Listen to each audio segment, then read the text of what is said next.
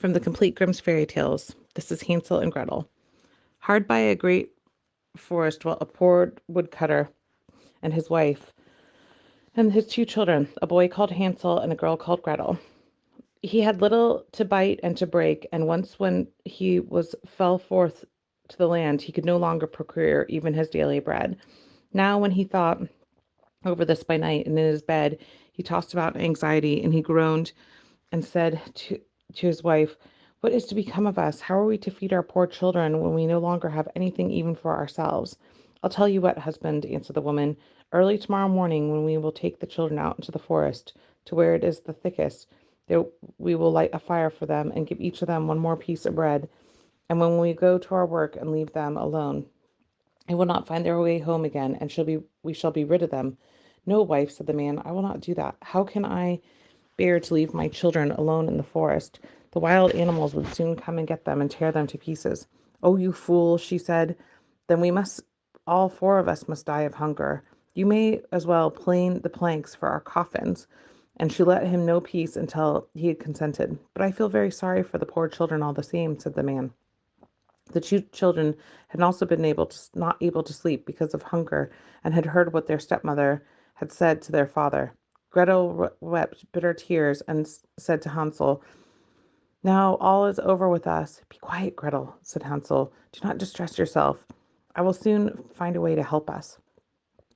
And when the old folks had fallen asleep, he got up and he put on his little coat and opened the door below and crept outside. The moon shone brightly, and the white pebbles which lay in front of the house glittered like real silver pennies.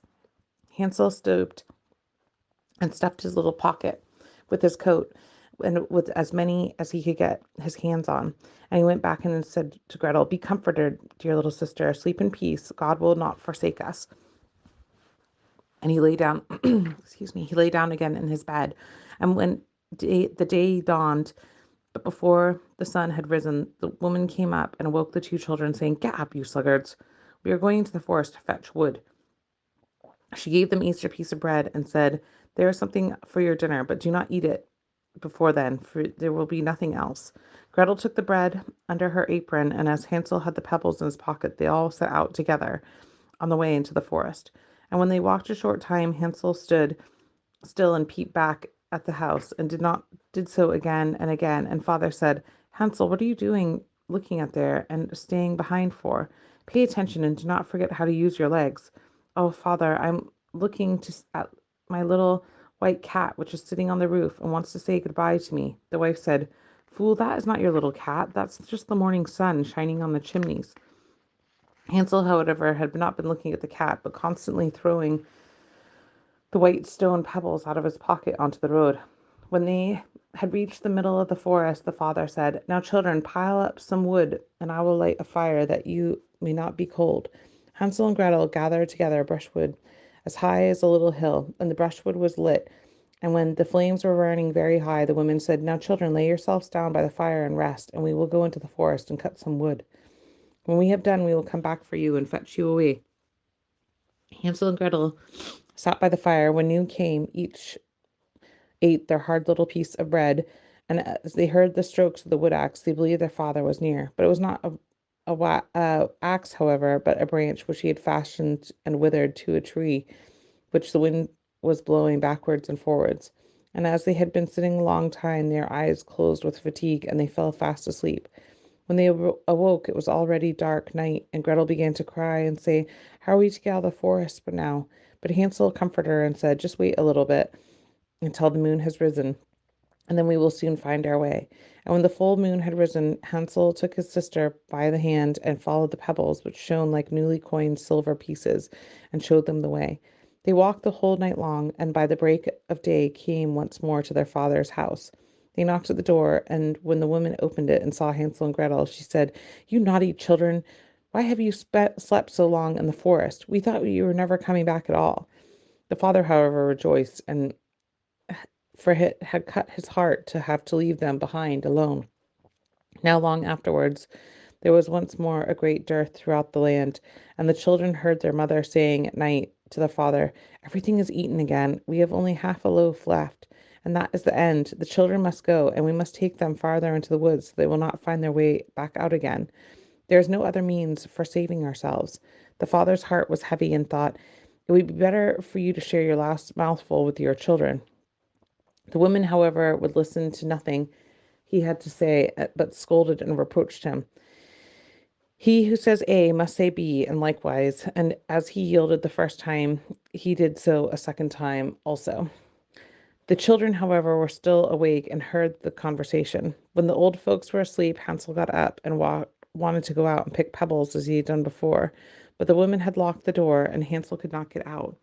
Nevertheless, he comforted his little sister and said, "Do not cry, Gretel, and go to sleep quietly, and God will come and help us." Early in the morning came the woman and took the children out of their beds.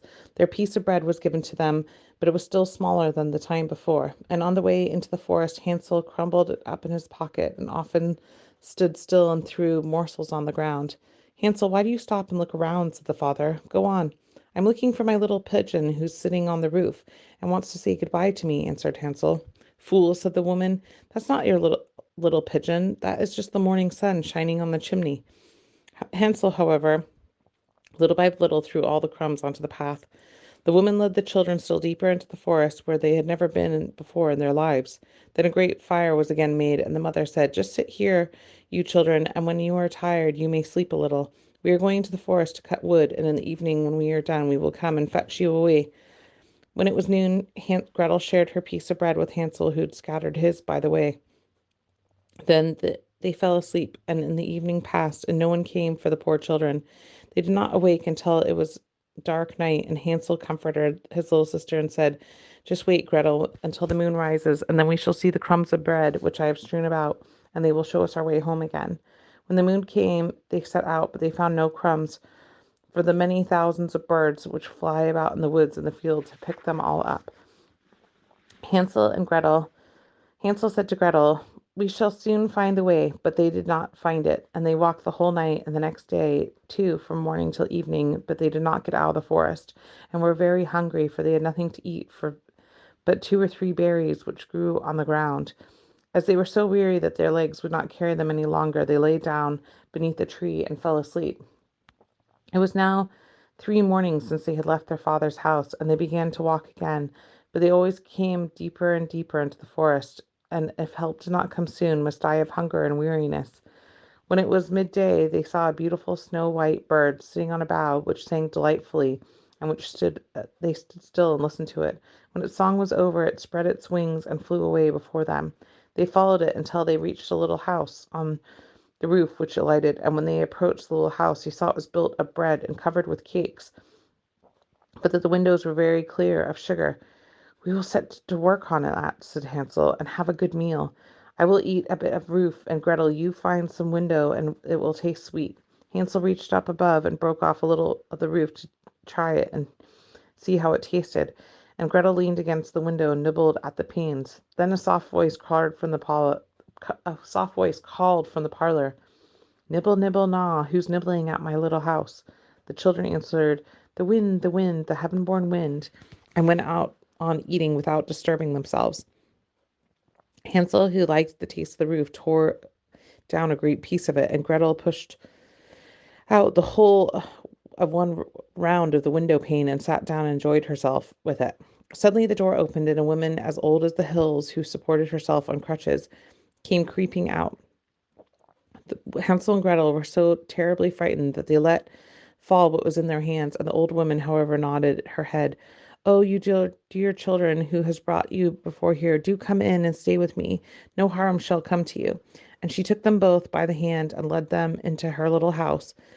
Then good food was set before them, milk and pancakes, sugar, apples, nuts. Afterwards, 2 pretty little beds were covered with clean white linen, and Hansel and Gretel lay down in them and thought they were in heaven. The old woman, who was only pretending to be kind, for she was really a wicked witch who lay in wait for children and had only built the little house of bread in order to entice them there. When a child fell into her power, she killed it and cooked it and ate it, and there was a feast day with her. Witches have red eyes and cannot see far, but when they have keen scent like beasts, they are aware of human beings drawing near. When Hansel and Gretel came into her neighborhood, she laughed with malice and said mockingly, I have them. They shall not escape me again. And early in the morning, before the children were awake, she was already up. And when she saw both of them sleeping and looking so pretty with their plump and rosy cheeks, she muttered to herself, that will be a dainty mouthful. Then she seized Hansel with her shriveled hands and carried him into a little stable and locked him behind a grated door. Scream as he might, it would not help him. Then she went for Gretel until she shook her awake and cried, Get up, you lazy thing, fetch some water and cook something good for your brother. He is in the stable outside, and he is to be made fat. When he is fat, I will eat him. Gretel began to weep bitterly, but it was all in vain, for she was forced to do what the wicked witch commanded. And now the best food was cooked for poor Hansel, but Gretel got nothing but crab shells. Every morning the woman crept to the little stable and said, Hansel, stretch out your fingers so I may feel if you are how fat you are getting. Hansel, however, stretched out a little bone to her, and the old woman who had dim eyes could not see it and thought Hansel's finger, and was astonished to see there was no way of fattening him. When 4 weeks had gone by and Hansel still remained thin, she was seized with impatience and would not wait any longer. Now then, Gretel, she cried to the girl, stir yourself and bring some water. Let Hansel be fat or lean. Tomorrow I will kill him and cook him. And how the poor little sister did lament when she did fetch water, and how her tears did flow down her cheeks. Dear God, do help us, she cried. If the wild beasts in the forest had just devoured us, we should at least at any rate have died together. Just keep your noise to yourself, said the old woman. It won't help you at all. Early in the morning, Gretel had got out and to hang up cauldron of water and light the fire. We will bake first, said the old woman. I have already heated the oven and kneaded the dough. And she pushed poor Gretel out to the oven, which flames of fire were already darting. Creep in, said the witch, and see if it's properly heated so that we can get the bread in. And once Gretel was untied, she intended to shut the oven on her and let her bake in it. And then she would eat her too. But Gretel saw what she had in mind and said, I do not know how I am to do it. How do you get in? You silly goose, said the old woman. The door is big enough. Just look, I can get in myself. And she crept up and thrust her head into the oven. Then Gretel gave her a great push and drove her far into it and shut the iron door and fastened it with a bolt. Oh, then how she began to howl quite horribly, but Gretel ran away, and the godless witch was miserably burnt to death. Gretel, however, ran like lightning to Hansel and opened the little stable door and cried, Hansel, Hansel, we are saved. The old witch is dead. Then Hansel sprung like a bird from its cage, and the door was opened. And how they did rejoice and embrace each other and laugh about and kiss each other. And then they no longer had any need of fear for her and went into the witch's house, which in every corner stood chestfuls of pearls and jewels. These are far better than pebbles, Hansel said, and thrust his pocket for wherever he got in. And Gretel said, I too will take something home with me, and filled her pinafore full. But now we must be off, said Hansel. We may get we may still get out of the witch's forest. When they had walked for 2 hours, they came to a great stretch of water. We cannot cross, said Hansel. I see no foot plank nor a bridge, but there is no ferry, answered Gretel, but a white duck swimming there. If I ask her, she will come over and help us. She cried, little duck, dost thou see? Hansel and Gretel are waiting for thee. There's never a plank or a bridge in sight. Take us across on thy back so white. The duck came to them, and Hansel seated himself on its back and told his sister to sit by him. No, replied Gretel, that will be too heavy for the little duck. She shall take us across, one after the other. The good little duck did so, and when they were once safely across and had walked for a short time, the forest seemed to be more familiar to them, and at length they saw from afar their father's home. They then began to run and rushed into the parlor and threw themselves around their father's neck. The father had not known one happy hour since he had left his children in the forest. The woman, however, was dead. Gretel emptied her pinafore until pearls and precious stones ran about the room, and Hansel threw one handful after another out of his pocket to add to them. Then all anxiety was put to an end, and they lived together in perfect happiness. My tale is done. There runs a mouse. Whatever catches it may take itself a big capful of fur out of it.